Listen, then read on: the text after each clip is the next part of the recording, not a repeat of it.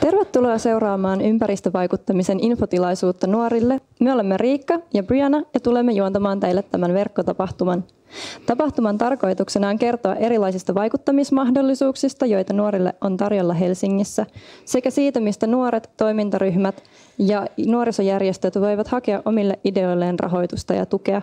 Tätä varten meillä on täällä vierailijoita, jotka kohta voivat itse kertoa itsestään lisää.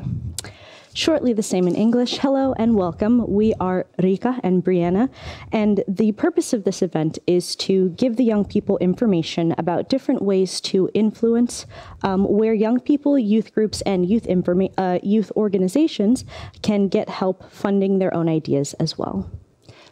Tapahtuman idea lähti ympäristötoiminnan nuorisotyöyksikön ruutibudjettikyselystä, jonka mukaan helsinkiläisiä nuoria huolettavat muun muassa roskaaminen, ruokahävikki, ilmastonmuutos ja vesistöjen saastuminen. Ennen kuin aloitamme, Brianna haastattelee tähän kohtaan Jenniä 130 haasteesta. Yes. Hello, Jenni, and welcome. So before we get started, we have a visitor from the 130 project. This is Jenni. It's such a pleasure to have you. So can you please tell me, what is the 130 project and how does it impact these types of things in Helsinki? Hey, nice to be here. So 130 project the idea originally came from the young people who are concerned about the litter in the environment. And then the project is organized by the city and some youth organizations. And the idea is to inspire people to go to the shoreline, to Baltic Sea in Helsinki, and then also collect some trash. Yes, I am familiar, and it is a wonderful project. Lots of fun. Yes, so it is easy to participate in that. Sorry. No, it's fine. So what are some of the ways that the young people can participate? It's like I said, it's easy. We have a web page and we have a map where it's the whole 130 kilometers 130 shoreline. And then you can pick a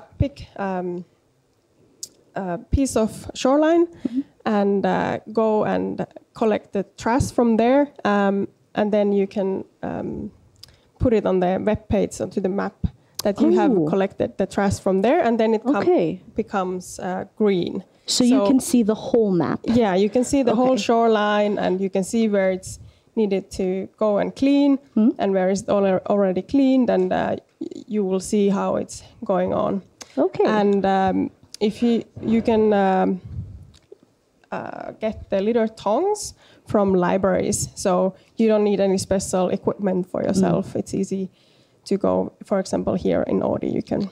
That's very convenient. Yeah. I like that. Great. Well, thank you so much.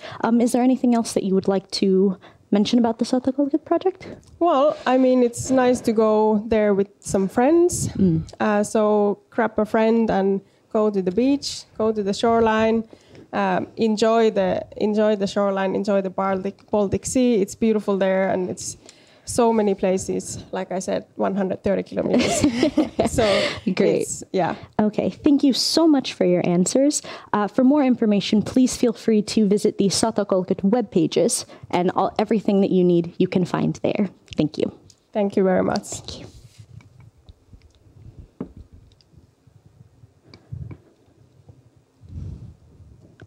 Seuraavaksi aloitamme paneelin ja meillä on täällä 3 vierasta. Ihan ensitöikseen voisitte esitellä itsenne lyhyesti. Aloitetaan vaikka Anniina susta. Hei, kiva olla paikalla. Mun nimi on Anniina Vallinsalo. Mä tuun ympäristötoiminnan nuorisotyöyksiköstä, mikä on yksi nuorisopalveluiden yksikkö. Ja me keskitytään nuorten ympäristö- ja seikkailukasvatukseen, mutta myös nuorten omaehtoisen aktivismin tukemiseen. Ja sen lisäksi niin mun toimenkuva on olla nuorten osallisuusohjaaja meidän yksikössä ja muun muassa olla tämmöisissä tapahtumissa mukana. Sitten Liisa. Moi, mukava olla myös täällä. Mä oon Liisa Remes ja mä oon töissä tuolla nuorisopalvelujen kumppanuusyksikössä. Mä teen töitä nuorten kansalaisyhteiskunnan eteen täällä kaupungilla. Ja mitä se kansalaisyhteiskunta tarkoittaa, niin pääasiassa nuorisojärjestöjä ja sitten just tätä nuorten omaehtoista toimintaa, niin niiden parissa työskentelen. Terve vaan. Mä oon Ella Tanskanen, työskentelen kaupunginkanslian viestinnässä stadiluotsina. Ja meitä on siellä 7 stadiluotsia yhteensä. Meillä on kaikilla omat alueet ja mun alue on Pohjoinen Helsinki. Ja me ollaan tällaisia alueellisia osallisuusasiantuntijoita, yhteyshenkilöitä.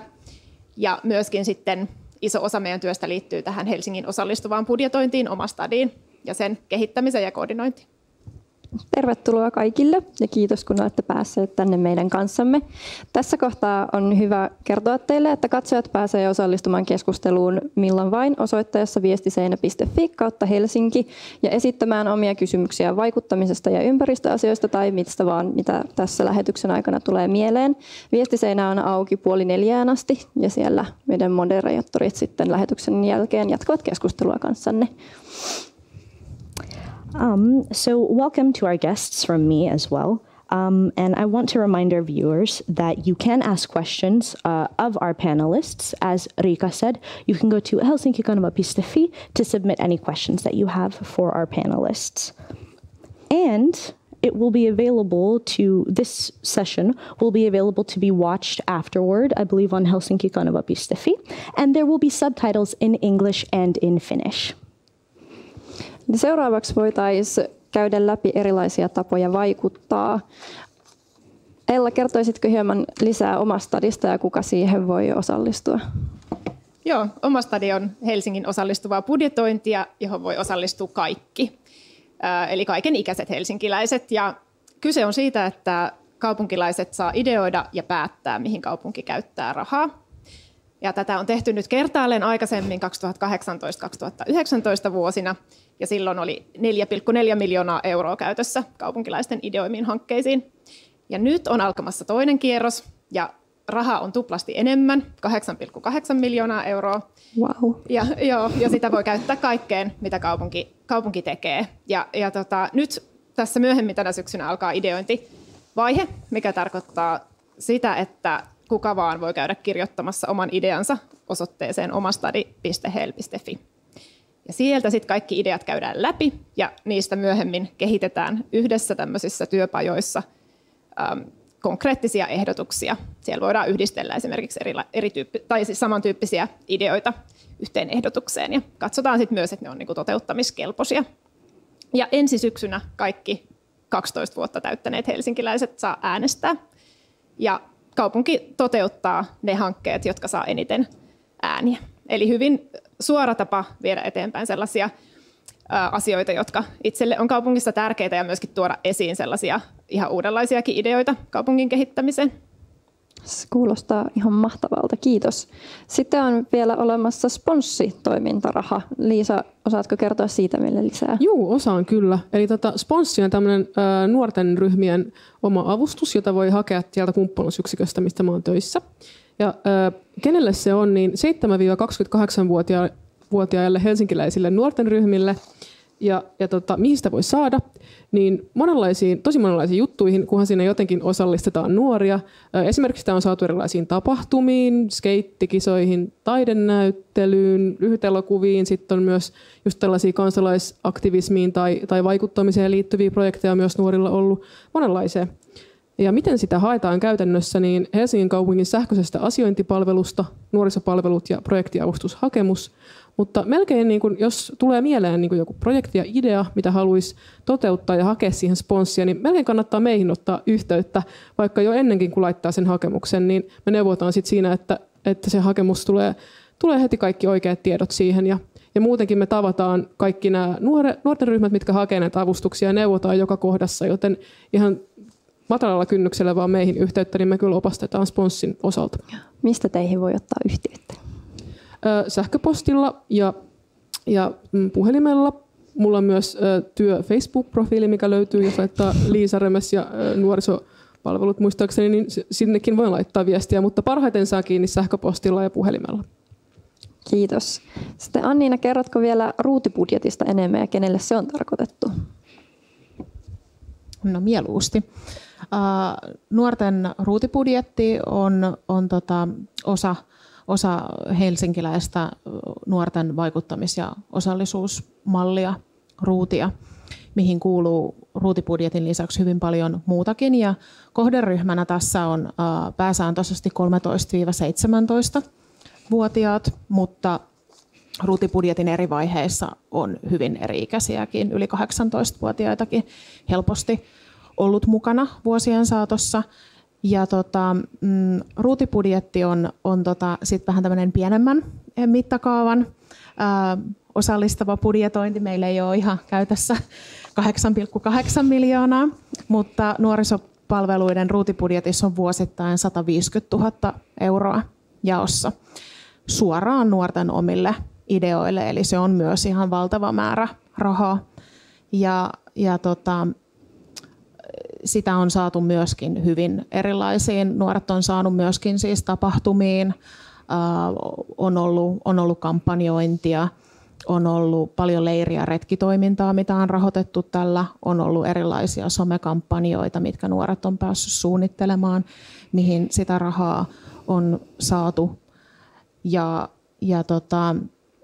parhaiten nuorten ruutibudjettiin pääsee oikeastaan mukaan sillä, että Helsingissä on noin 60 nuorisotaloa, jotka kaikki kuuluu johonkin nuorisotyöyksikköön. Sä voit kävellä suoraan nuorisotalolle sisään ja pyytää siellä olevaa ohjaajaa kertomaan sulle enemmän nuorten ruutibudjetista ja siitä, että sulla on idea ja miten sä voisit lähteä viemään sun ideaa eteenpäin. Se on äärimmäisen hyvä tapa.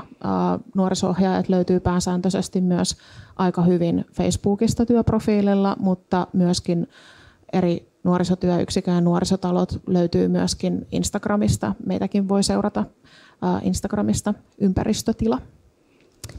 Kiitoksia. Thank you so much, everyone, for your answers. I have a question for you. So I would like to ask each of you why you believe it is so important for the youth to be able to participate in decision-making and influencing in the city. Let's go ahead and start with Liisa. Okay, thank you. That's a very good question.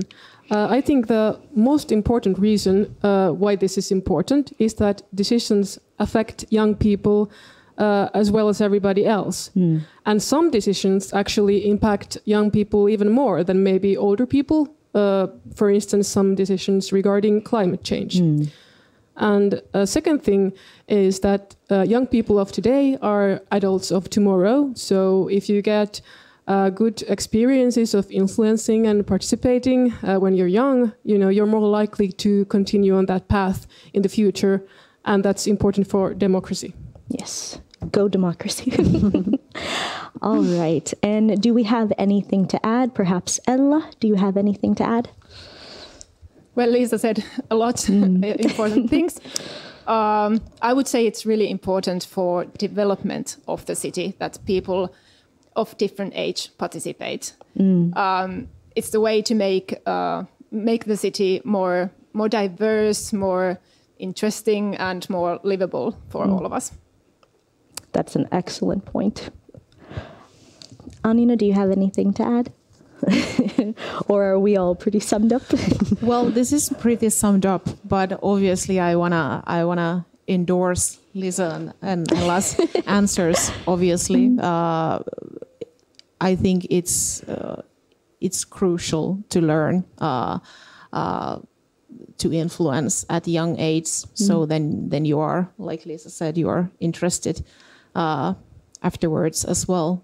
And also, I think it's really important that when you feel that something's not right, instead of somebody else doing something about it, you can remember that you can actually do something about it yourself. Yes, great. Thank you so much. Your answers were all actually very interesting, and I'm very glad that we are having this conversation. We do have a second guest, so Riikka will be continuing our panel interview, and I will go ahead and rendezvous with our second guest. Thank you for your time. Thanks you. muistattehan siellä katsomossakin, että voitte osallistua keskusteluun minä hetkenä hyvänsä osoitteessa viestiseinä.fi/Helsinki selaimella tai puhelimella. No niin, eli voisitteko sitten seuraavaksi kertoa jonkun konkreettisen esimerkin toiminnasta, jonka takana on olleet helsinkiläiset nuoret? Aloitetaan vaikka Ellasta. Kiitos. Joo. Niin kuin sanottu, niin tätä Omastadi osallistuvaa budjetointia on tehty kertaalleen jo aikaisemmin ja viime syksynä äänestettiin sitten 44 hanketta toteutukseen ja niistä aika monen takana on nuoret. Ja itse asiassa kävin niitä toteutuneita hankkeita tai toteutuvia hankkeita läpi ja aika monet niistä nuorten ideoimista hankkeista liittyy liikuntamahdollisuuksien parantamiseen ja siellä on esimerkiksi Pump Track-rataa Savelaan ja koriskenttää Hämeentien sillan alle ja tämän tyyppisiä hankkeita. Mutta siellä on paljon myös ympäristöön ja ilmastoon liittyviä asioita ja mä uskon, että niitä on myöskin nuoret paljon äänestänyt. Esimerkiksi pyöräilymahdollisuuksien parantamista Helsingissä, kasvipohjaisia juomia kouluihin, niittyjä ja lisää puita Helsinkiin ja tämän tyyppisiä tosi laidasta laitaan, mutta että nuoret on tosi aktiivisesti myös äänestänyt silloin tässä ensimmäisessä Omastadi-äänestyksessä, mikä on tosi hienoa. Kiitos. Sitten Ani, onko sulla omia esimerkkejä? No niitähän olisi vaikka kuinka paljon jakaa. Mä oon tässä pohtinut, että mitkä on ollut nyt viime vuosina just sellaisia, jotka on keskittynyt nimenomaan niin kuin ympäristöön ja liikuntaan ja luontoon. Päällimmäisenä tulee varmaan mieleen sellainen viime vuoden kesällä tehty hanke kuin Ecotrip-pyöräleiri. Siinä 8 nuorta sai idean, että mitä jos järjestettäisiin noin 14-20-vuotiaille leiri, että pyöräiltäisi Turun saariston Pienirengastia. Wow. Ja he perusteli sitä niin kuin sillä liikunnalla ja niin kuin, että kaikilla ei ole mahdollista päästä harrastamaan ja ei ole välttämättä varaa lähteä tekemään tämmöistä projektia ja he haki sille rahoitusta ja he sai 10 000 euroa heidän omalle idealle, jolla kustannettiin käytännössä ilmainen leiri yli 20 nuorelle, mihin he itse lähti apuohjaajina mukaan. He suunnitteli reitit, he suunnitteli majoitukset. Totta kai meidän ympäristötoiminnan nuorisotyöyksikkö oli auttamassa heitä turva-asioissa ja viestinnässä, mutta he suunnitteli kaiken kampanjasta, sen ohjelman sisältöön, kaiken itse. Ja meillä oli vanhin osallistuja, oli tyyliin 24 ja nuorin 14. Ja he niin kuin vertaisohjasi ja tuki toisiansa siellä ihan uskomattomalla tavalla. Se oli tosi hieno reissu. Olin yksi 4 ohjaajasta, joka lähti sinne mukaan. Se oli ihan uskomatonta, vaikka vähän hiki tulikin. Ja muutamana muuna esimerkkinä voisi sanoa, että meidän Laajasalossa olevassa nuorten ympäristötilassa, niin siellä järjestetään tänäkin päivänä työllistävää nuorten ekokahvilatoimintaa ja alkuperäinen ekokahvila-idea on myöskin nuorilta lähtenyt ja saanut rahoitusta ruutibudjetin kautta sen koko toiminnan, työllistävän toiminnan lanseeraamiseen. Siinä on saanut suorittaa hygieniapassin ja siellä on opetettu, miten tehdään muun muassa hävikkiruuasta tehdään ruokaa ja tosiaan on ollut työllistävää kahvilatoimintaa kesäisin esimerkiksi tosi paljon. Eli näitä esimerkkejä on ympäri kaupunkia ihan hirvittävän paljon, mutta tässä on ehkä 2 semmoista, mistä on itse saanut eniten kuulla ja nähdä niiden toiminnasta. Kiitos. Meidän viestiseinälle ponnahti Viljalta tämmöinen tarkentava kysymys Ellalle, että missä se Omastadi-äänestys tapahtuu? Omastadi-äänestys tapahtuu siellä, missä tapahtuu myös muu osallistuminen liittyen Omastadiin, eli osoitteessa omastadi.hel.fi. Eli se on nettiäänestys ja tosiaan nyt seuraavan kerran sitten ensi syksynä. Et nyt alkaa tämä ideointi tänä syksynä. Ja sitä äänestystä järjestetään sitten myös kouluissa ja siihen saa apua, mutta se on mahdollista tehdä myös ihan kotoa käsin, käydä äänestämässä netissä. Kiitoksia. Ja heti perään Anille tarkentuva kysymys, että kuka päättää, kuinka paljon rahaa yhdelle projektille ruutibudjetissa annetaan? Nimimerkiltä Eevi. No, se on äärimmäisen hyvä tarkentava kysymys. Nuoret päättää. Nuoret päättää näistä.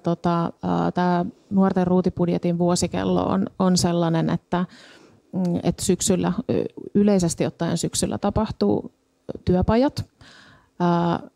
Ja sitten syksyllä tapahtuu myöskin on tämmöiset nuorten alueelliset neuvottelukunnat. Ne on yleensä, niistä tiedotetaan erikseen. Ne on yleisesti ottaen, toi nuorten ruutibudjetin alue on käsitelty niin kuin 3 isoon alueeseen, eli että esimerkiksi ympäristötoiminnan nuorisotyöyksikkö kuuluu idän alueeseen, niin idän alueella on oma neuvottelukuntansa ja meidän yksiköllä on erillinen neuvottelukuntansa. Ja varmaan nyt tänä syksynä tullaan suosimaan myös tosi paljon sitä, että pystytään järjestämään se neuvottelukunta jotenkin verkossa, kun ollaan kuitenkin tässä koronavaiheessa, missä kannattaa vähän suosia näitä verkko-osallistumismahdollisuuksia.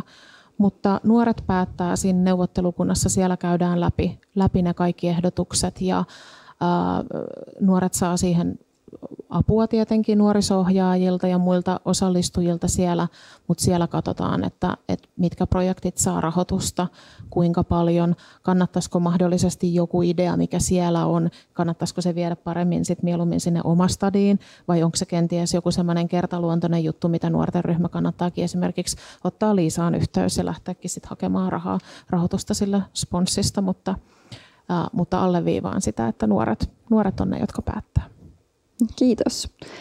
Liisalta vielä sponssiraha, konkreettisia esimerkkejä. Joo, mitkä liittyisivät vielä ympäristöön, niin esimerkiksi on ollut lyhyt elokuva, joka käsitteli ilmastoahdistusta, mutta tämmöinen, mikä on nyt projekti just päällään, se on tosi mielenkiintoinen, tämmöinen Harkiten henkariin -ryhmä, jolla on tämmöinen Harkiten henkariin -haaste meneillään. Ja heidän toiminta keskittyy siihen, että he herättelee nuoria ja muitakin ihmisiä vaatteiden kuluttamisen ympäristövaikutuksiin ja siihen, että just voisi laittaa harkinnalla henkariin niitä uusia vaatteita. Ja he on myös tekemässä tämän somekampanjoinnin lisäksi myös jonkinlaista digitaalista alustaa. Ja sitten esimerkiksi heillä on UFFin kanssa ollut tämmöinen yhteistyöjuttu, että myös UFFin nettisivuilla on heidän video liittyen tähän Harkiten henkarin -haasteeseen. Ja he on saanut nimenomaan sponssia tähän viime keväänä tähän hankkeeseen. Kiitos. Kuulostaa ihan tosi mielenkiintoisilta. Kylläpä ne meillä nyt käy linjat kuumana. Sieltä tuli vielä, että voiko työpajoihin osallistua nimimerkiltä O. En ole ihan varma, tarkoitetaanko tässä nyt ruutityöpajoja, mutta lähdetään sillä olettamuksella ja Anilla on varmasti tähän vastaus. Joo, eli työpajoihin todellakin voi, saa ja kannattaa osallistua. Ja meilläkin on ympäristötoiminnan nuorisotyöyksikössä, että nyt jos sulla on se sun oma idea muhiin valmiina, mutta mietit, että miten saisit sille apua, niin me järjestetään jatkotyöpaja tämän Odin-tilaisuuden jälkeen ensi viikon keskiviikkona 16. päivä. Ja se on 4–6 illalla ja se on verkkoalustalla, eli ihan sieltä kotoa voi osallistua sille. Ja nyt suosittelen taas, että laittaa seurantaan sen ympäristötilan instan, koska siellä tulee olemaan linkki tähän jatkotyöpajaan. Ja siihen voi osallistua yksin, kaverin kanssa, porukalla tai mennä vaikka lähimmälle nuorisotalolle ja ehdottaa siellä nuoriso-ohjaajalle, että hei, että voitaisiko lähteä tuohon pajaan yhdessä mukaan, että autatko vähän alkuun. Kiitos. No entäpä millä muulla tavoin voi nuoret Helsingissä vaikuttaa? Otetaanko kaikilta yksi esimerkki, vaikka Liisalta ensin? No, erilaiset järjestöt on niin kuin yksi tosi hyvä vaikutuskanava. Ja jos ajattelee ympäristöasioita, niin ihan tuolta nuorisojärjestökentältäkin löytyy vaikka Luontoliitto. Ja sitten esimerkiksi tämmöinen Changemaker, joka keskittyy ilmastoasioihin. Mutta sitten ihan mihin vaan ympäristöjärjestöihin, niin voi myös mennä toimintaan mukaan nuoret. Että aika harvassa on toimintaan mukaan menemisellä jotain tiukkoja ikärajoja. Että sitten vaan etsimään sitä järjestöä, mikä tuntuu mielenkiintoiselta. Että vaikka, jollekin voi vaikka eläinoikeusjärjestöt olla se mielenkiintoinen juttu. Ja sitten mainitsin myös tässä, että myös puolueiden nuorisojärjestöt on sellainen, missä voi oikeasti vaikuttaa sit niiden, myös näihin ympäristöasioihin ja moniin puolueiden nuorisojärjestöihin myös voi liittyä jo esimerkiksi 15-vuotiaana jäseneksikin. Ja sitten monilla järjestöillä on sellaisia uusien iltoja tai tutustumisiltoja tai sen tyyppisiä, että ne on sellaisia matalan kynnyksen paikkoja mennä vähän niin kuin katselemaan, että voisiko tämä olla mun järjestö ja kysymään kysymyksiä, tapaamaan ihmisiä. Kiitos. Entäs sitten Ella? No kanavia on monia. Nyt mainitsen ennen kuin unohdan niin täysi-ikäisille nuorille, että ensi keväänä on kuntavaalit. Ne kannattaa pitää mielessä tietysti isona vaikuttamisen väylänä näin kaupungissa. Ja ylipäätään ehkä meistä stadiluotseista mainitsisin sen, että jos mietityttää se, että miten omaa asiaa voisi edistää ja mitä kaikkia vaikuttamisen kanavia kaupungissa on, niin meihin voi myös olla yhteydessä. Unohdin tuossa aikaisemmin mainita, niin meidät löytää myös Facebookista tai Instagramista ja myöskin sitten löytyy muut yhteystiedot netistä, niin kyllä autamme. Sitten Ani, millä muilla tavoin voi nuoret Helsingissä vaikuttaa vielä näiden lisäksi? No sehän on ihanaa, että on näin monta, että mullekin jäi muutama mistä vielä mainita. Yhtenä, no tietenkin on tämä nuorten ruutibudjetti, ihan tämmöinen niin kuin konkreettinen tapa vaikuttaa omalla idealla ja lähteä tekemään sitä. Mutta sitten kannattaa muistaa, että meillä on Helsingissä nuorisoneuvosto. Ja nuorisoneuvoston kausi on 2-vuotinen, eli nyt me seuraavan kerran Helsingin nuorisoneuvoston vaalit tulee vuonna 2021, eli ensi vuonna. Mutta Helsingin nuorisoneuvostoa pystyy seuraamaan somessa. Heillä on oma Instagram-tili ja siinä on, jos se nyt ihan väärin muista, niin siinä on 30 nuorta ympäri Helsinkiä. Sitä kasvatettiin meinaan siis viime vuonna sitä määrää, mitä nuorisoneuvostoon pääsee, niin mun mielestä se on kasvatettu nyt siihen 30 nuoreen ja he on siis 13-17-vuotiaita helsinkiläisiä. Se on ainoa kriteeri. Eli toisin sanoen, jos kiinnostaa lähteä vaikuttamaan nuorisoneuvostoon, tapaamaan päättäjiä, ylipäänsä nuorisoneuvosto on hyvä tapa päästä vaikuttaa istumaan saman pöydän ääreen samanhenkisten ihmisten kanssa, jakamaan ajatuksia. Ja nuorisoneuvostoa luotsaa 2 nuoriso-ohjaajaa, eli yksin siellä ei tarvitse olla. Mutta mitään ei myöskään, mun mielestä on ihanaa, että mitään ei myöskään tarvitse tietää, pitää olla vaan kiinnostunut. Ja ensi vuonna tulee taas uudet vaalit ja sitten 2 vuotta on taas 2-vuotinen se uusi kausi. Nuorisoneuvostolla on tosi kiva nuorten tekemä esittelyvideo, mikä kannattaa myöskin katsoa YouTubesta. Ja sitten on tuon Helsingin nuorisoneuvoston lisäksi niin sitten on esimerkiksi aloitekanava. Nuorilla on oma aloitekanava ja kannattaa varmaan laittaa, no kotisivuilla on tietenkin, no ruutibudjetin kotisivuja päivitetään, mutta ruutibudjetti kyllä löytää, kun laittaa Googleen ruutibudjetti, niin ihan varmasti löytyy suoraan tietoa, että mistä voi laittaa aloitekanavaan. Koulussa kannattaa myös kysyä oppilaskunnan hallituksessa esimerkiksi, että se on yksi hyvä tapa vaikuttaa, mutta koulussa voi kysyä myös, että hei, että opettajalta tästä aloitekanavasta, koska he on aika paljon koulussa tekee tämän aloitekanavan kautta kanssa, että ylioppilaskunnan hallitus laittaa aloitekanavalle yhdessä aloitteen, niin se on myös yksi hyvä tapa päästä alkuun muun muassa. Ja sitten on tietenkin se, että sä kävelet sinne sun lähimmälle nuorisotalolle, vedät hihasta ja sanot, että jeesaa mua. Aina löytyy apua jostain.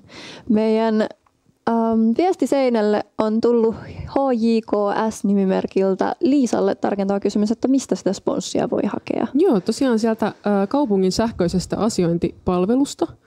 Ja jos haet sponssia niin kuin nuorten toimintaryhmänä, niin sitten sinne mennään esimerkiksi henkilökohtaisilla pankkitunnuksilla tai tämmöisillä henkilökohtaisilla tunnuksilla kirjaudutaan sinne sisään ja sitten sieltä etsitään nuorisopalvelut ja projektiavustushakemus, niin sillä löytyy. Kiitoksia. Lopuksi haluaisin kysyä vielä teiltä, että mitä jos nyt meillä on kotikatsomossa joku nuori innostunut ja hänellä on joku ympäristöön liittyvä idea mielessä, niin millä tavalla hän voi lähteä edistämään asiaansa, jos vaikka Ella aloittaa ja sitten Liisa jatkaa siitä. No nyt tietenkin ajankohtaista kannattaa laittaa oma stadin ideaa, jos se tuntuu sen tyyppiseltä se asia, että voisi kaupunki sitä edistää. Niin nyt silmät ja korvat auki, lokakuussa aukeaa ideointimahdollisuus ja ehkä se, että siihen oma stadiin voi myös, tai sitä kautta voi edistää niitä itselle tärkeitä asioita monella tavalla. Yksi on se tietenkin, että vie sen oman idean sinne tai jollakin porukalla vie idean ja lähtee edistämään sitä, mutta on myös muita tapoja. Voi myös katsoa, että mitä muut on, minkälaisia ideoita muut on sinne laittanut. Voi lähteä kampanjoimaan jotain hyvää ehdotusta ja totta kai sitten vuoden päästä äänestää. Kiitos. Joo, no mä painostan tässä sponssia, joka siis haku on ihan ympäri vuoden, että siinä ei ole mitään tiettyjä hakuaikoja. Ja sitten ehkä se, että mitä se vähän eroaa näistä muista, niin mä voisin vielä sitä pikkasen tässä yhteydessä tarkentaa. Että se, että tavallaan, että jos teillä on semmoinen oma ryhmä ja te itse ideoitte nuoret keskenään, ne itse päätätte, mitä te haluatte tehdä, itse toteutatte sen toiminnan, että se ei ole osa niin kuin minkään vaikka muun vaikka järjestön just toimintaa selkeästi tai muuta, että se on ihan teidän oma juttu, niin sitten sponssi on just se oikea kanava teille, jos niin kuin niikseen tulee. Toki sitten nuorisopalveluilla on myös kaikkea tiloja ja välineitä ja tällaista tukea myös nuorten ryhmillä ihan maksutta, että se kannattaa myös aina muistaa. Kiitos. Sitten Anilta vielä sama kysymys. Kahvinkin tästä oman. Joo, itse asiassa mä jatkan ensin hieman tuosta Liisan ajatuksesta, että tosiaan tiloja ja välineitä saa. Että ympäristötoiminnan nuorisotyöyksikköhän on siitä kiinnostava yksikkö, että vaikka noita ympäristöehdotuksia tulee ruutibudjetissakin ympäri Helsinkiä, ja tänä vuonna ruutibudjetin kyselyissä nimenomaan kysyttiin nuorten kiinnostusta ympäristöasioihin, niin ihan varmasti joka talolta saa apua, mutta me kirjaimellisesti tehdään päivittäin sen ympäristö- ja seikkailukasvatuksen ja nuorten omaehtoisen aktivismin parissa töitä. Ja meidän toimipaikat niin kuin Laajasalon nuorten ympäristötilaa lukuun ottamatta, mihin kaikki voi tulla arkisin ihan aukioloaikoina tutustumaan, niin on kurssi- ja leirikeskuksia. Ja tosiaan nuorten ryhmät voivat siellä on monia nuorisojärjestöjä, jotka käyttää aktiivisesti meidän tiloja, mutta periaatteessa sä voit myöskin ihan tämmöisellä toimintaryhmällä varata käyttövuoroja meiltä, ja sitten meillä on Östersundomin leirikeskuksessa retkivälinen lainaamo vempaimisto, että vink vink, että sitä omaa rinkkaa ei välttämättä kannata ostaa, sen voi tulla lainaamaan meiltä. Ja ajankohtaista tietenkin ruutibudjetin rintamalla tällä hetkellä niitä työpajoja on meneillään muissakin nuorisotyöyksiköissä. Meidän työpaja on tosiaan muistutuksena vielä kaikille, että se oli keskiviikkona 16.9. kello 16-18. Tervetuloa tosi lämpimästi linjoille. Olit sitten 13, 18 tai 25. Kyllä me ohjataan sut ihan alkuun. Ehkä sen voisi sanoa, että nuorten ruutibudjetissa, kun on jaossa se 150 000 euroa, niin lähtökohtaisesti mun nuorisotyökokemuksella mä voisin sanoa, että parhaiten saa ehkä ruutibudjetista omalle idealle sen 5-10 000 euroa.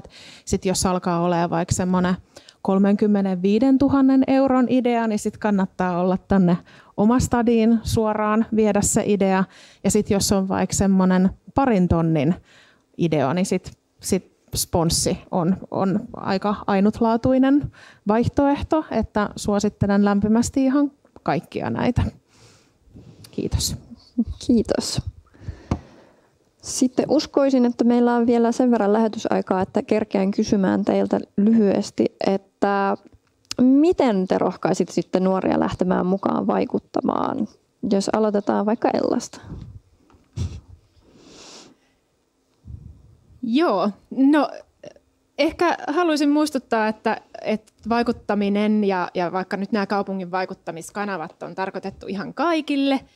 Ei tarvitse ajatella, että olisi jotain tiettyä tai tarvitsisi olla tietynlainen tai tarvitsisi olla tiettyjä tietoja tai jotakin kokemusta, vaan että jos on ajatuksia siitä, että haluaa edistää jotakin asiaa, niin rohkeasti mukaan vaan.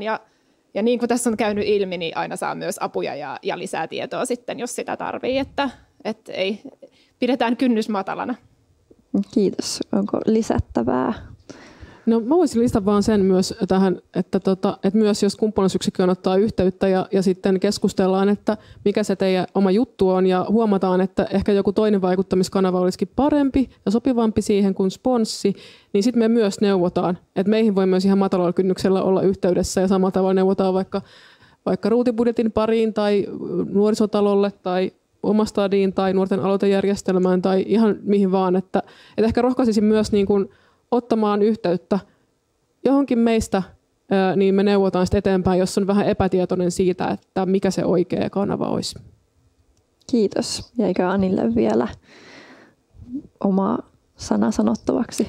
No mä komppaan että matalalla kynnyksellä yhteyttä, että jos on tosi hankalaa lähteä vaikka omalle lähimmälle nuorisotalolle kysyy apua, niin tosiaan sähköisesti saa aika kivasti sähköpostilla yhteyttä, mutta sitten on tosiaan hyvä muistaa ne somekanavat ja nuoriso-ohjaajilla on työpuhelimet. Me vastataan vaikka WhatsApp-viesteihin, eli matalalla kynnyksellä yhteyttä vaan meihin.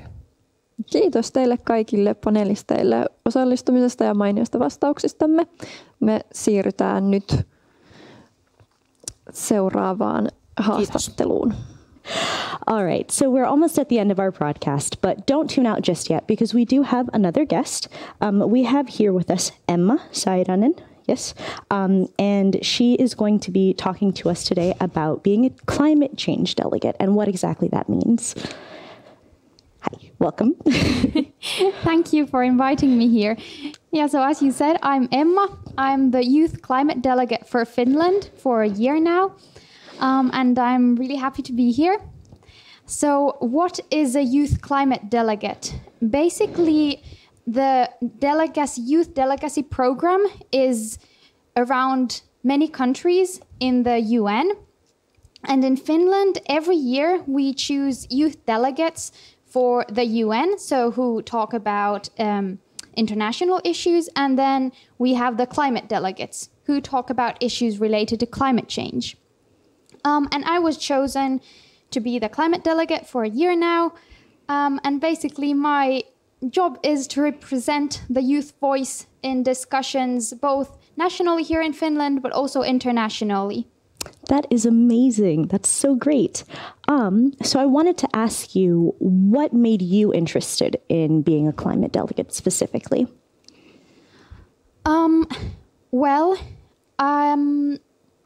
Climate change and ecological crisis in general, I feel, are the most pressing issues of our time. And how we solve these problems will, in a very significant way, determine the future of humankind. And I have been really afraid of how the world is working and where we are going towards. So I have really wanted not to just sit by and watch where the future is going, but I want to be part of the movement and the people who are actually changing the world and making a future that we think is better for all of us. And yeah, that's why I applied to be the climate delegate. Yes, speaking of being involved and making a difference, one of the most important questions that I have to ask you is, how can young people here in Finland start to be involved with climate change? For me, I think the easiest first step would be to maybe get involved in climate issues through your family and friends. So start talking about the issues with the people who are close to you. Maybe at home, if you don't recycle, maybe you can ask your parents, could we start recycling? Or I got interested in veganism because it is the best diet if we think about climate change. So I decided to organize a Vegan January challenge for my friends, and we tried veganism together. So it was a positive way to do something together and actually try behavioral change. then if that's something you've already done and it doesn't feel like that's enough, then I would recommend to contact policymakers or decision makers. It can be done with really low key. So for example, on social media channels, contact a politician and tell them what you think they should do about these issues or ask them tricky questions. You can also contact policymakers through email or by calling them, asking for an audience.